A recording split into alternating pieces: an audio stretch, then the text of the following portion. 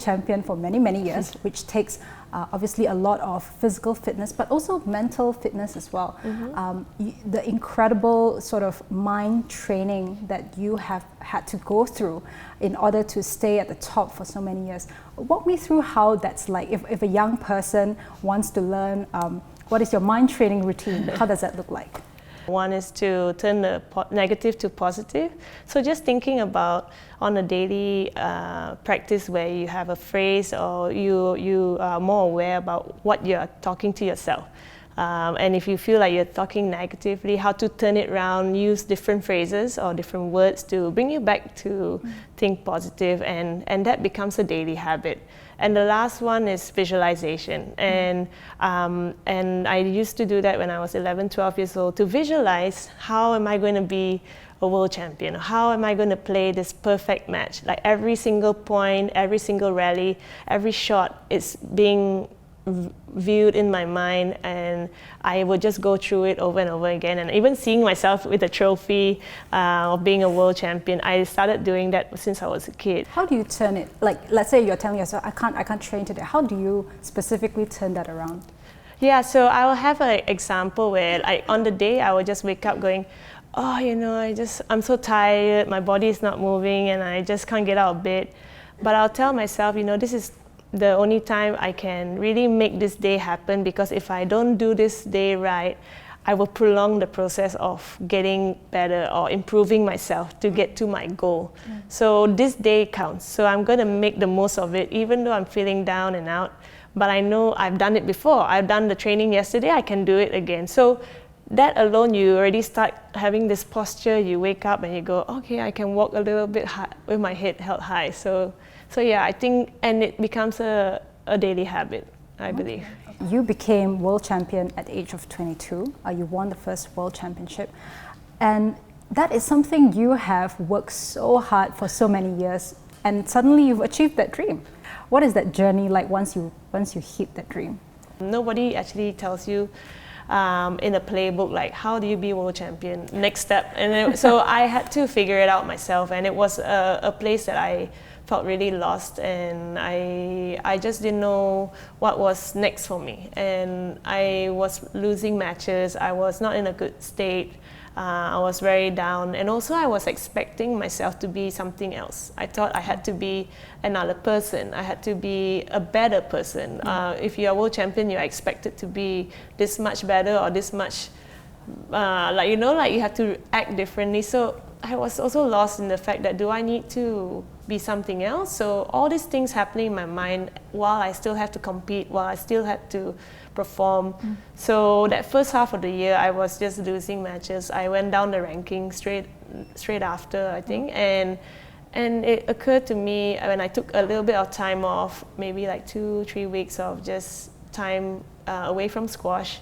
I spoke to my coach and also my sports psychologist and my family, and sharing with them how I was feeling. And they said, you know what, just be true to yourself. You don't have to be anything else. The person you are is what made you become world champion and world number one. So why change that? Now it's up to you of what you want to do next, what you decide. And I was like, yeah, you're right. So my coach and I, we just sat down and we redid new goals.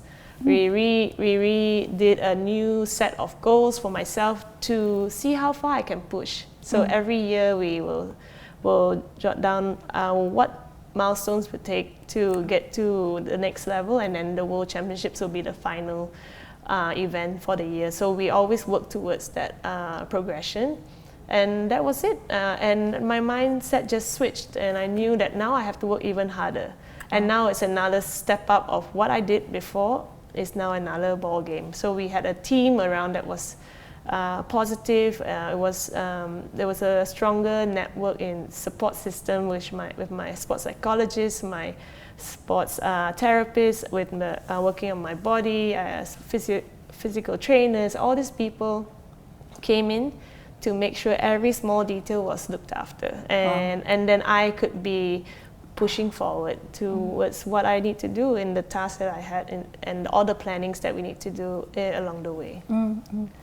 And you stayed world number one for 8 years. And at one point, you decided that, okay, you're going to retire. How did you reach that point? What was the thinking behind it?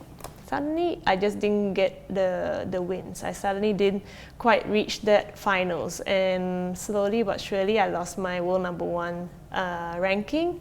But I was in denial. I was going through that for 2 years. And it came to a tournament in the US Open, and I lost to a player from Hong Kong, and I beat her all throughout my squash career. And that moment I lost to her, she played amazing, but I came out of that match in the second round, and my coach told me, or even asked the question, do you really want to play squash? Like, really, what do you want to do with your squash?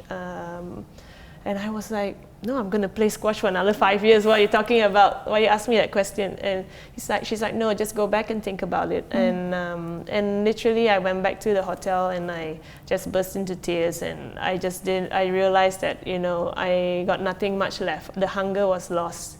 I'm getting older too, so obviously I'm not as spunky as I was before, but I only had 2 years left, and all that I've used, all that energy I've used for my mind to be always sound, or my body to be always fit and strong and ready to take on the pressure of just everyone wanting to beat me, the coaches all trying to find ways to beat me, and that was constant pressure on me to always take on, and it just needed the break. And so I told myself I'll have 2 more years, and that was in 2017, and I would retire in 2019, but I needed to do my process.